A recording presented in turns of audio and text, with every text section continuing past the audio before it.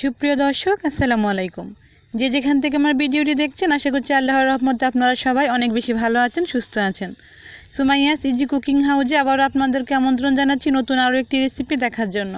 আমার আজকের recipe potato snacks, আর এই রেসিপিটি অনেক সহজভাবে আমি শেয়ার করেছি। অনেক মজাদার একটা রেসিপি, বানানোটা খুবই সহজ আর খেতে অসম্ভব মজার। বন্ধুরা, আমার ভিডিওটি ভালো লাগলে প্লিজ ভিডিওটিতে একটি লাইক দিবেন, চ্যানেলটিকে সাবস্ক্রাইব করে দিবেন। না টেনে সম্পূর্ণটা ভিডিও দেখার অনুরোধ করছি। আর তাহলে চলুন ভিডিওটি শুরু করি। এই পটেটো চিপসটি বানানোর জন্য আমার লাগবে প্রথমে দুটি আলু। আমি দুটি আলু নিয়েছি, দেখতে পাচ্ছেন। দুটি আলু আমি ফ্রাই প্যানে দিয়ে দিয়েছি, পরিমাণ মতো পানি দিয়ে আলুটাকে আমি খুব ভালো করে সিদ্ধ করে নিব। আপনি চাইলে দুইটার পরিবর্তে তিনটা কি চারটা দিয়েও করতে পারেন। আমি দুইটা আলু দিয়ে করেছি। বন্ধুরা, আলুটা সিদ্ধ হয়ে গেছে, আলুর খোসাটা আমি ছাড়িয়ে নিয়েছি। আর একটা গ্লাস দিয়ে একটু ম্যাশ করে নিচ্ছি। তবে গ্লাস দিয়ে ম্যাশ করে নিলে কিন্তু হবে না, এই অবস্থা কিন্তু অনেক গরম, তাই আমি গ্লাসটা দিয়ে একটু ম্যাশ করে নিচ্ছি। হাত দিয়ে খুব ভালো করে এটাকে একদম স্মুথ করে মাখাতে হবে। আমি হাত দিয়ে কিন্তু এখন মাখিয়ে নিব।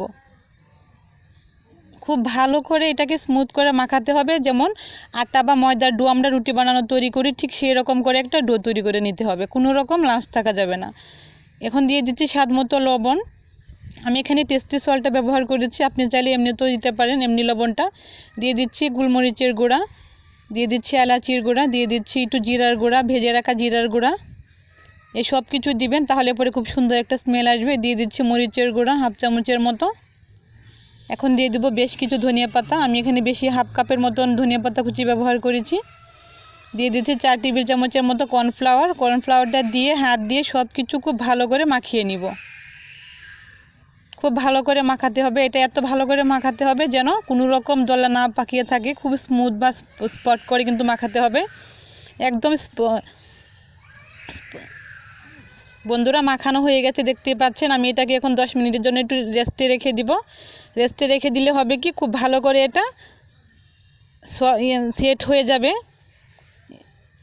বন্ধুরা, আমি 10 মিনিট ঢেকে রেখে দিচ্ছি।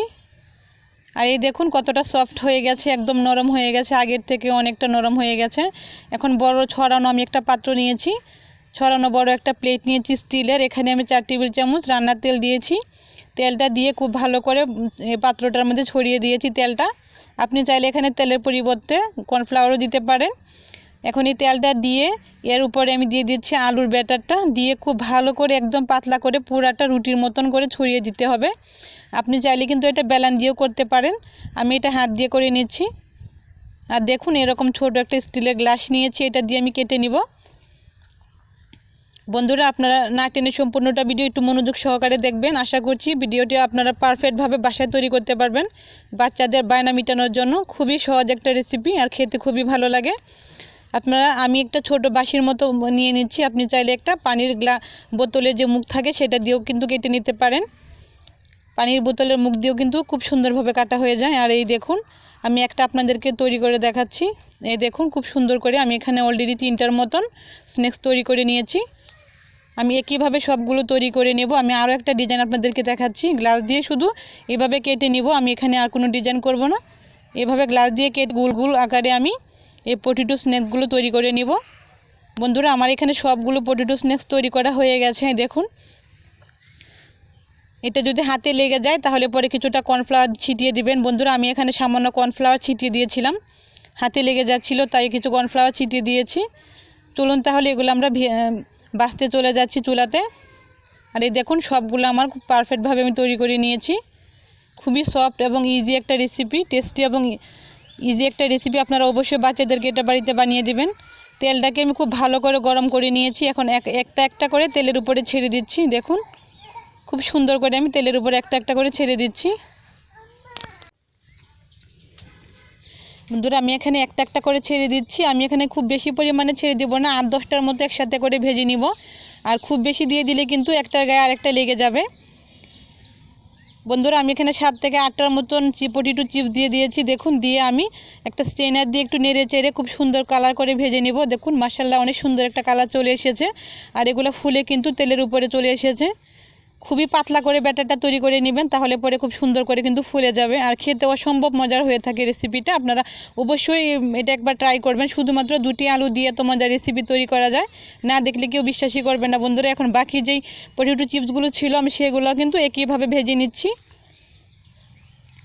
দেখুন বাকি যে চিপসগুলো ছিল আমি সেগুলো একইভাবে ভেজে নিচ্ছি, আর এগুলো কিন্তু মাশাআল্লাহ করে তেলের উপরে ভেসে উঠছে।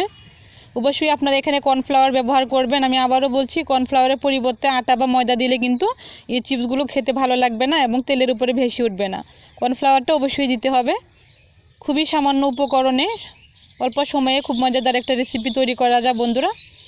দেখুন আমার এই পটেটোগুলো কিন্তু তেলের উপরে ভেসে উঠেছে। এখন এটাকেও কিন্তু আমি উল্টে পাল্টে লালচে কালার করে ভেজে নিব। লাল কালার হয়ে গেছে, খুবই সুন্দর একটা কালার চলে এসেছে বন্ধুরা। আমি নামিয়ে নিচ্ছি, স্ট্রেনারটা দিয়ে তেলটা ঝরিয়ে আমি উঠিয়ে নিব। এটা আমার মেয়ের খুবই পছন্দের একটা খাবার, বাচ্চাদের বায়না মেটানোর জন্য। দোকান থেকে না কিনে আপনারা 2টা আলু দিয়ে সহজভাবে এবার তৈরি করে দিবেন, দেখবেন বাচ্চারাও খেতে পারবে, বড় মানুষ সবাই খেতে পারবে।